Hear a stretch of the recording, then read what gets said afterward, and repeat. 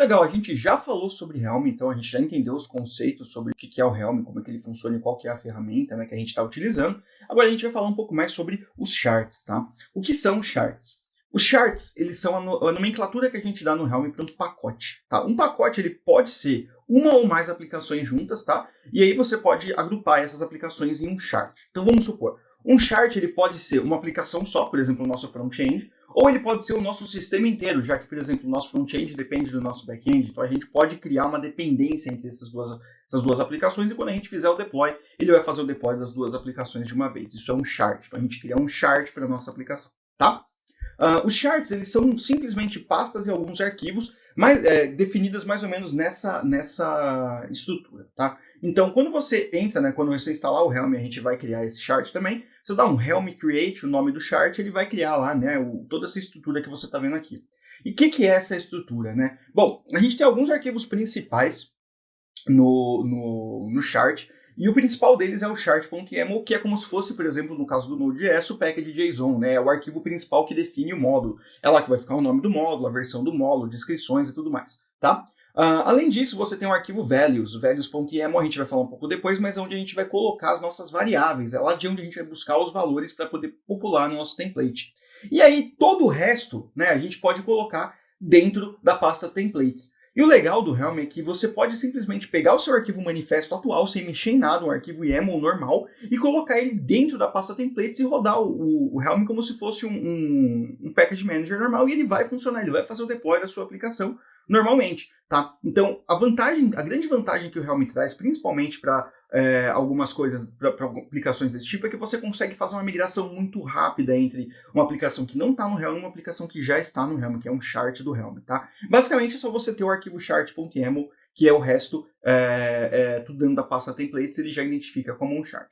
Dentro da pasta templates também a gente consegue colocar outras pastas, né, como testes, conexões, e etc, notas. A gente consegue colocar templates parciais, então a gente consegue incluir um template dentro de outro template. Então são coisas muito interessantes que a gente consegue fazer dentro do Helm, tá? Então ele tem algumas funçõezinhas que ajudam bastante a gente nisso, tá?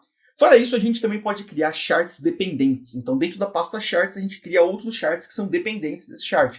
Então a gente pode incluir charts que já estão publicados, ou então charts que a gente criou na mesma estrutura dentro dessa pasta. Legal?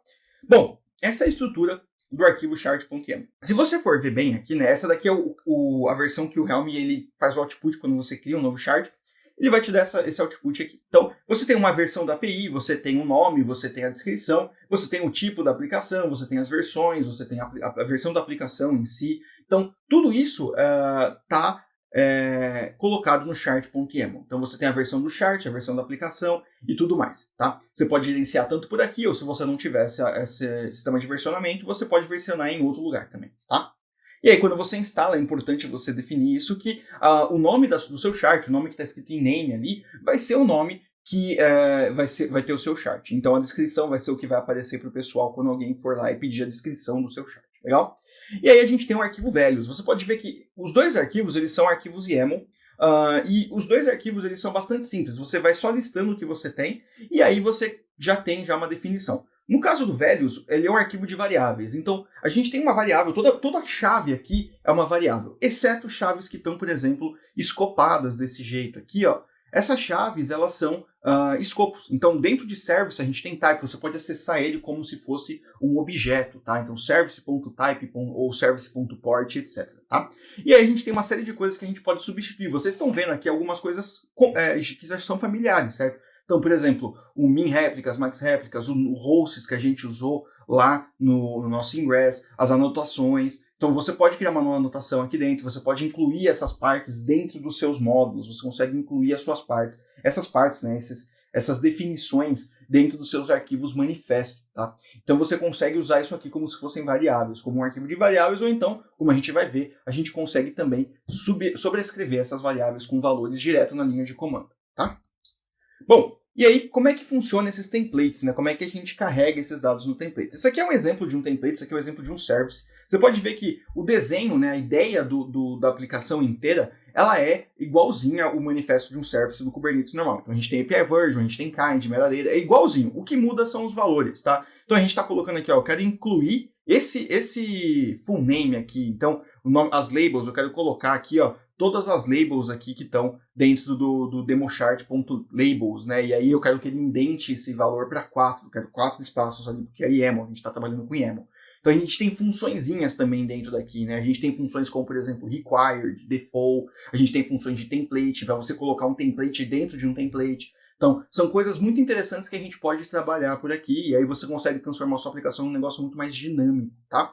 Bom, por isso, a gente vai estar usando o Helm. Então, no próximo vídeo, a gente vai ver como a gente vai fazer para usar esse comando. O Helm install é o comando básico do Helm, né, o comando principal. Ele instala um chart na sua aplicação.